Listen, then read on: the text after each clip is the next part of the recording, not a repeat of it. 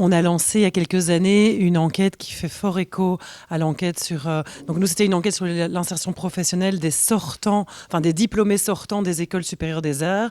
Et donc on s'intéressait à est-ce qu'ils ont trouvé un emploi artistique, non artistique, etc. En combien de temps? Est-ce qu'ils cumulent? Donc il y a plein de choses qui résonnent par rapport à votre enquête.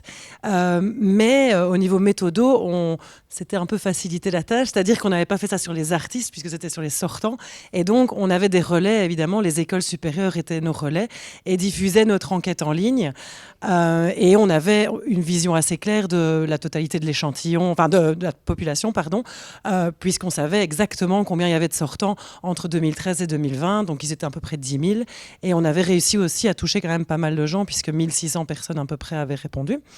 Mais c'est vrai que se lancer sur une étude sur les artistes, je me demandais méthodologiquement comment vous l'aviez diffusé, par quel biais, pour avoir un taux de participation quand même aussi assez élevé. Et voilà, parce que c'est vrai qu'on se pose toujours la question de comment toucher. Est-ce qu'on peut mener une enquête sur les artistes? Bon, évidemment, il y a toute la définition de qu'est-ce qu'un artiste. Mais voilà, j'aurais aimé vous entendre sur la méthodo et le relais au niveau de l'étude. D'accord, merci. Ben oui, c'est un problème, hein, d'enquêter sur les artistes, c'est se pencher sur une population qui est assez difficile à circonscrire. Hein. On ne sait jamais non plus à qui exactement on s'adresse. Est-ce qu'on se fie au recensement? Comment on estime finalement la quantité aussi de base, la population de base? Donc, moi, c'est des questions assez compliquées. Pour répondre très clairement en premier à la question pour la diffusion, bon, on était chez les artistes de la scène, donc ça, il y avait quelque chose de facilitant parce que c'est des gens qui sont représentés souvent par des organisations de type syndical, là, pas tout à fait des syndicats, mais de type syndical, qui sont assez actives. Donc, l'Union des artistes, la Guilde musicale, le Regroupement québécois de la danse. Donc, c'est des gens qui sont assez en lien à cause de la structure de ces secteurs-là. Qui sont beaucoup plus intégrés professionnellement, on va dire, que, mettons, les plasticiens ou les poètes. Là, autre chose, beaucoup plus difficile à rejoindre. Donc, c'est des professionnels qui se déclarent professionnels aussi. Puis ça, c'est l'autre limite. Donc, on a diffusé, excusez-moi, je n'ai pas fini de répondre, mais on a diffusé par ces organisations-là. On a diffusé par les écoles aussi. Donc, on a envoyé ça de ce côté-là aussi. Et par toutes sortes de petits... par le secteur associatif aussi. Donc, et puis, on a croisé nos doigts et on a envoyé ça sur la toile. Puis, on a été chanceux, je pense. Je pense qu'on a été bien servis par le hasard d'Internet. Ça s'est très bien diffusé. Moi, j'ai reçu l'annonce. Tu sais, on s'est mis à recevoir les annonces, participer à... Là, je me sens, là, la boucle, OK, d'accord, je commence à la voir passer. On s'est donné beaucoup de temps aussi. On a fait la collecte de données sur presque 3 mois, si je me rappelle. Donc, ça, je pense que c'est un des secrets aussi. La situation, je veux dire, l'arrêt sur image peut être assez distendu, là, parce que finalement, bon, c'est des situations... donc, avec beaucoup de rappels, ça a laissé la possibilité à différentes communautés de voir passer l'enquête, de s'encourager à y répondre, etc. Et puis, ouais, c'est pas mal, ça a été ça, pas mal la stratégie.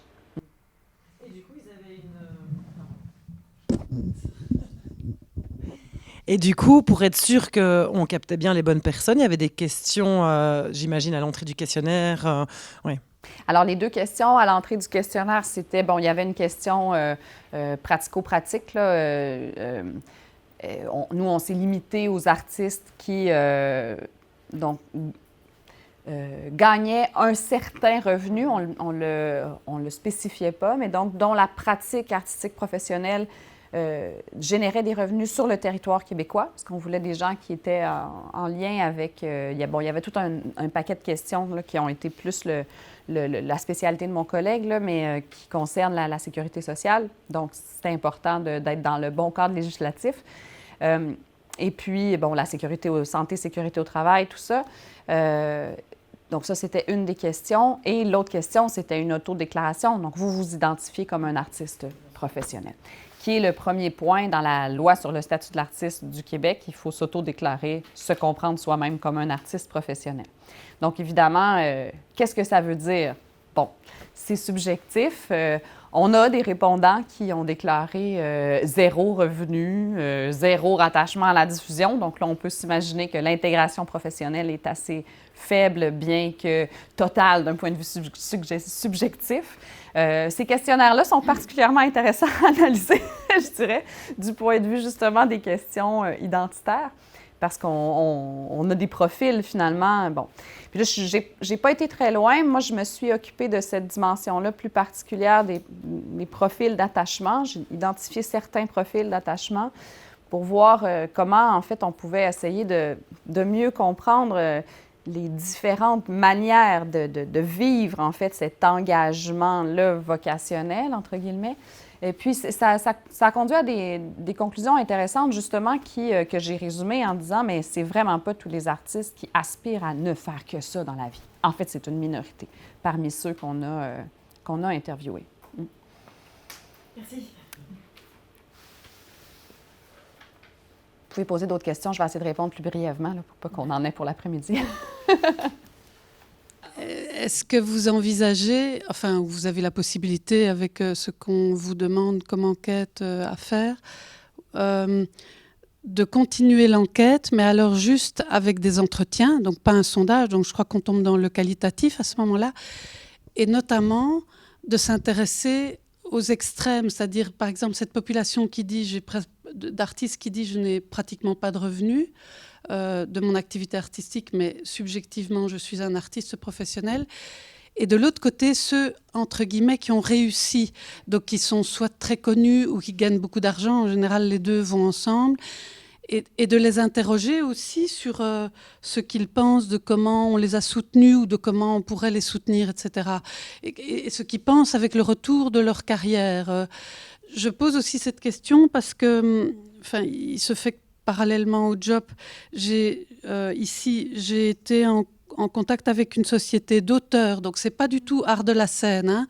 C'était des écrivains et j'ai été très étonnée parce qu'il y a une revendication réelle en Belgique du statut écrivain, etc. par les sociétés d'auteurs. Et j'ai été très étonnée d'avoir rencontré, je ne savais pas ça, il y a beaucoup d'écrivains qui ont une activité à côté, qui vivent pas de leur plume, ce sont les plus connus qui vivent de leur plume, mais j'ai été très étonnée de rencontrer des artistes, soit dans les arts de la scène, soit comme écrivains, qui ne voulait pas du tout de cette reconnaissance, qui se dit « moi, je suis indépendant ». Et en fait, c'est ça qui fait l'innovation, ça me titille. Et quelque part, si j'ai une autre activité à côté, où je ne veux pas devenir un salarié, je ne veux pas de ça, je veux rester dans le statut vraiment financier d'indépendant. Donc, c'est vraiment un peu la question du diable, hein, parce que je suis bien consciente que la majorité, il faut continuer à se battre pour le statut d'artiste, etc. Et alors, si je me permets une remarque, mais là, peut-être que notre directeur interviendra, vous avez parlé de quelque chose auquel je suis personnellement très sensible, c'est l'histoire de l'opposition. Quand il y a trop d'animation, ça mange en quelque sorte les budgets qui pourraient aller vraiment à la création au sens strict des artistes. Je crois pouvoir dire que c'est le cas en Belgique aussi. Monsieur Loïs, comme directeur, me reprendra sinon. C'est ce que nous appelons l'éducation permanente, je crois, et éducation permanente et jeunesse qui, dans le budget chez nous, prend un tiers de la culture et qui s'est développée pour une raison d'histoire de sociologie de la culture depuis 50 ans. Donc c'est un peu partout. Et je me suis souvent fait cette remarque, parce que là, j'ai entendu carrément des artistes qui disaient, ou des institutions qui disaient, oui, nous, on a été voir pour eux ce que c'était, donc pour les autorités publiques qui donnent l'argent, ce que c'était l'éducation permanente, on a mis ça dans notre programme, et comme ça, on touche de l'argent là aussi, parce que là, c'est une belle manne. Donc, en effet, c'est une interrogation très importante. Voilà, je crois que j'ai déjà été assez longue. Merci. Deux questions vraiment importantes. Sur la première question, ben oui, moi je rêve toujours de continuer les enquêtes, ça, c'est certain. Puisque notre sondage est à la fois quantitatif et qualitatif, moi j'en ai pas fini avec ces données-là. Je pense qu'elles sont... il y a de quoi faire là, avec ces 834 questionnaires encore. Il y a justement un article qui va sortir prochainement qui détaille un peu plus ces différents profils d'engagement. Et moi, ce que j'ai remarqué en tout cas, en croisant l'analyse à la fois des chiffres, donc notamment sur les revenus, sur la rythmique de l'engagement, et ceux sur l'attachement identitaire, c'est qu'en fait, on ne peut pas faire de règles là-dedans. Mais on arrive à voir, donc ce n'est pas nécessairement ceux qui sont les professionnels les plus intégrés qui sont les plus attachés, clairement pas, on n'est pas là.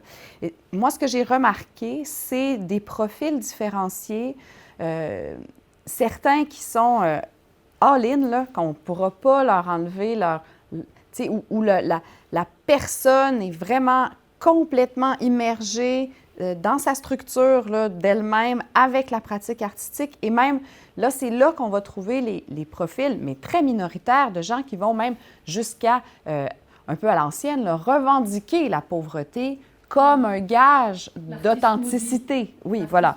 Ça existe, hein? Mais c'est une minorité. C'est beaucoup moins partagé dans les communautés artistiques elles-mêmes, dans les milieux artistiques, qu'on pourrait le penser de l'extérieur d'ailleurs. Donc, je pense que c'est plus une preuve élective du point de vue des non-artistes que du point de vue des artistes qui atteignent la limite assez rapide de cette perspective-là. Mais ce qui m'a surpris, c'est vraiment Puis bon, après, il y a ceux qui sont très connus, qui ont très bien réussi, ceux que vous nommez de cette façon-là. Là. C'est des profils intéressants, hein, parce que souvent, en fait, ce qu'on remarque, en tout cas, ce qu'on a remarqué dans cette enquête-là, c'est qu'il arrive, il y en a qui ont du succès toute leur carrière. Il y en a qui vont qui vont être des acteurs, par exemple, très populaires toute leur carrière. Mais c'est un phénomène très rare. La plupart de ceux qui ont du succès, ça dure un temps et ça redescend. Et puis, donc, pendant la période où ça marche bien, bien là, ils sont des professionnels très intégrés, ça roule, ils prennent tout, mais assez rapidement, mais ils s'attendent en fait à cette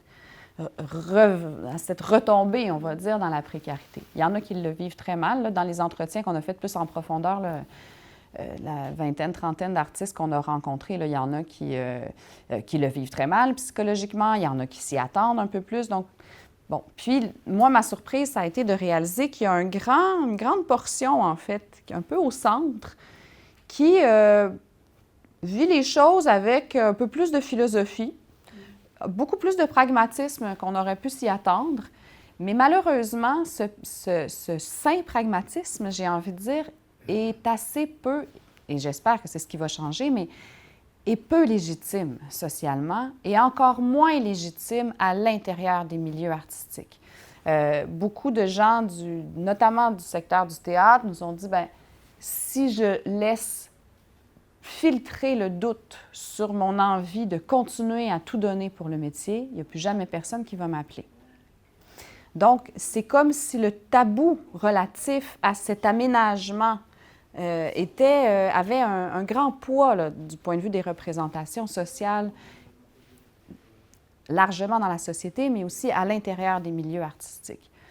Donc, je pense qu'il y a vraiment un travail à faire éventuellement, puis bon, ça sera peut-être le rôle des écoles, mais des écoles d'art, d'enlever un peu de pression là, sur cette histoire d'identité d'artiste.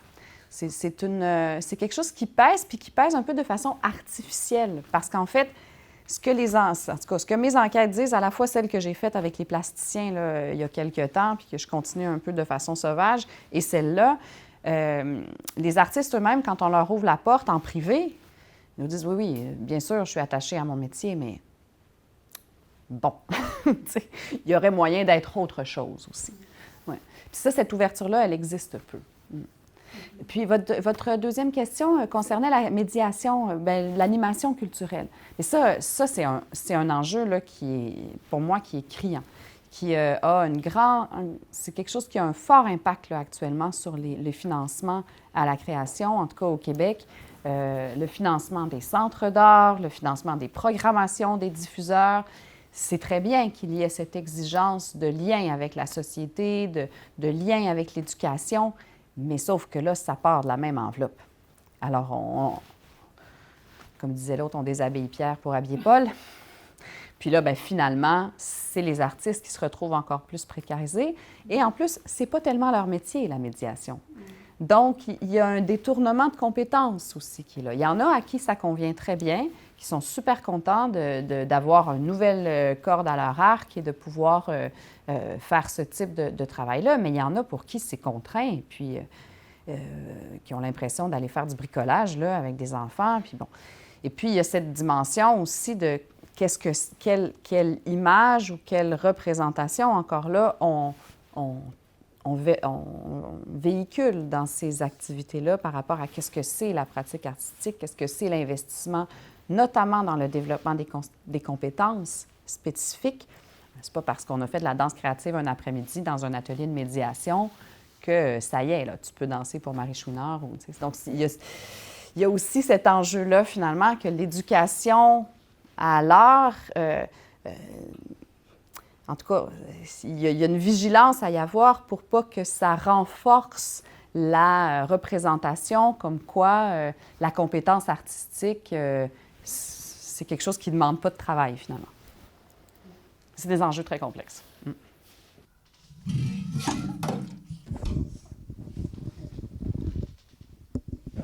Oui. Encore merci. Un commentaire général peut-être, et puis 2-3 questions. Mais c'était très intéressant parce qu'il y a évidemment beaucoup de parallèles avec notre situation. Et je dois dire qu'il y a énormément de constats que l'on peut dresser de manière tout à fait similaire, que ce soit sur la précarité, sur le rythme, l'attachement identitaire, la vocation, la tension entre institutions et artistes se retrouve, la question de l'invisibilisation de l'entraînement ou des activités par rapport aux engagements concrets. Ça aussi fait partie de débats très récents ici. Il y a peut-être un point qui différencie, c'est sur la question de la place de la culture à l'école, où nous avons développé récemment le PK, Parcours d'éducation culturelle et artistique, en Fédération de Bruxelles, qui vise à réintroduire de la culture, des activités artistiques et la sensibilisation à la culture, l'expression artistique au sein des établissements scolaires. Donc ça, c'est peut-être le seul point qui diverge quelque peu. Mais sinon, il y a énormément de points de rencontre, même de sémantique très similaires, comme quoi les mots voyagent de plus en plus facilement au-dessus de l'Atlantique.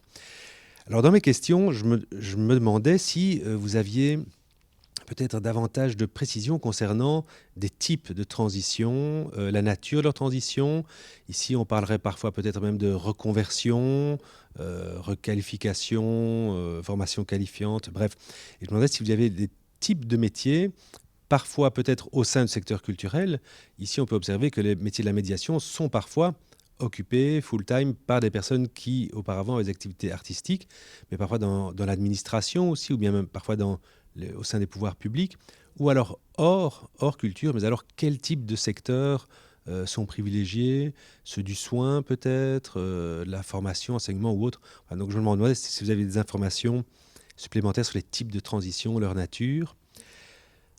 Deuxième point, et qui touche à la question du périmètre de qui est artiste, qui ne l'est pas, et où est-ce que l'on pose les limites. Ces dernières années, ici en Belgique, il y a eu beaucoup de débats sur l'élargissement en fait, de ce que l'on a depuis lors nommé de manière tout à fait impropre artisticité. Et le statut d'artiste s'est élargi à un statut de travailleur des arts, et qui comprend des métiers de support, de soutien, et aussi des métiers techniques artistiques. Et donc je me demandais si votre enquête incluait des métiers entre guillemets techniques, mais aussi artistiques ou créatifs, par exemple un éclairagiste, un créateur sonore, etc. Est-ce que vous les incluez, et jusqu'où mettre la limite, ou peut-être que l'enquête a aussi montré jusqu'où ces professions s'identifiaient elles-mêmes comme étant des professions artistiques ou non. Donc c'est une question qui m'intéresse. Alors la dernière, c'était sur la question des relations hommes-femmes et des éventuelles inégalités. Je me demandais si votre enquête avait, au-delà sans doute d'un constat de certaines inégalités, difficultés accrues pour les femmes à un certain âge ou pendant la période de maternité, mais s'il y avait peut-être d'autres enseignements qui en découlaient. Merci. 3 questions intéressantes. Là, j'ai pas de crayon avec moi, donc vous me les répéterez si je suis à côté de la plaque. Sur la répartition, je vais commencer par la dernière, sur les hommes et les femmes. J'essaie de retrouver dans mon enquête, là, pour ne pas dire une niaiserie, là, mais il me semble qu'on avait une assez bonne représentativité. Il me semble qu'on était presque à la parité dans l'enquête, si je me souviens bien. Sur le plan des disciplines, ce n'était pas le cas, mais sur le plan je vais retrouver ça rapidement, je pense. Ah, peut-être pas. Non, peut-être que ça va être un peu... Non, je ne vais pas chercher ça. Mais bref, à part sur la question de la précarisation dans le fil de la carrière, et ça, c'est un élément... Il n'y avait pas tant de choses déterminantes. Bon, c'est sûr que le secteur de la danse, par exemple, est beaucoup plus féminin. Et puis, ben là, il y a beaucoup d'enjeux aussi de type, on va dire, domination genrée, parce que, bon, souvent, les chorégraphes sont masculins, les danseurs et danseuses sont surtout des danseuses, et donc des inégalités, on va dire, hiérarchiques, professionnelles, symboliques, sont aussi, recoupent finalement les questions de genre. Évidemment, il y a tout l'enjeu aussi des violences sexuelles ou des violences genrées. C'est quelque chose qu'on a vu apparaître dans l'enquête, donc qui touchait plus particulièrement les femmes. Les enjeux de santé et sécurité au travail genré, on va dire, qui, précarisaient plus davantage les femmes. Mais sur le plan, à part la question de l'avancée en âge qui désavantage clairement les femmes dans le fil de la carrière, alors que, bon, les comédiens ou les musiciens masculins vont plus souvent, en tout cas, que leurs consoeurs, avoir une trajectoire de carrière qui va vers une reconnaissance plus accrue. C'est clairement pas le cas chez les femmes, particulièrement dans le milieu du spectacle. Donc ça, c'est un enjeu. Puis bon, vous avez nommé les questions de conciliation, vie professionnelle et vie familiale. Ça, c'est quelque chose aussi qui touche plus les femmes, mais pas seulement, de façon, on pourrait dire, assez réjouissante pour une féministe comme moi. Finalement, il y avait beaucoup d'artistes masculins aussi qui nous disaient, ben moi, les tournées tout le temps, depuis que j'ai 2 enfants, ça me tente moins. Donc, je cherche autre chose dans ma vie. Donc, on sent quand même un signe des temps, là, une espèce de rééquilibration autour de la question du travail domestique et familial qui se passe. Fait que ça serait ma réponse, mais il y a d'autres détails dans l'enquête, donc éventuellement, je pourrais répondre de façon plus détaillée avec quelques minutes pour fouiller dans le rapport et dans les données. C'est comme ça aussi que j'aimerais répondre à la deuxième question parce que effectivement, on a documenté un peu les types de transition. Donc, notamment, il y avait des questions dans le sondage qui disaient, bien, si vous vous réorientiez, vers où iriez-vous? Bon, l'immense majorité, effectivement, aimerait rester dans le secteur culturel. Donc, bien là, on est dans des expériences de pensée. Donc, c'est assez intéressant aussi d'enquêter sur quelque chose qui n'est pas arrivé encore. On est dans l'imaginaire. Donc, est-ce que c'est vraiment ce qui arriverait? On ne le sait pas, mais bon, parce qu'en fait, on a interviewé des artistes professionnels en carrière qui pensaient potentiellement à la transition. Ça a été un choix méthodologique difficile. On s'est dit, est-ce qu'on essaie de retrouver des gens qui ont quitté la pratique artistique? Comment on fait pour enquêter sur des transitions? Est-ce qu'on s'occupe des transitionnés ou des transitionneurs ou des futurs? Donc, on a opté pour la prospective. Ça nous permettait il y avait beaucoup de bénéfices à ça du point de vue de la sociologie du travail artistique, mais effectivement, on est dans l'expérience de pensée. Donc, là-dessus, je ne saurais pas trop que répondre. Où vont-ils? Par contre, sur la première partie de la question, comment nommer finalement le type de transition? Un des éléments assez intéressants, je pense, sur lequel on peut, en tout cas, c'est la réponse que j'ai envie de vous faire, c'est que les trajectoires professionnelles dans les arts sont remplies de transitions. Il y a une transition professionnelle à la sortie de l'école.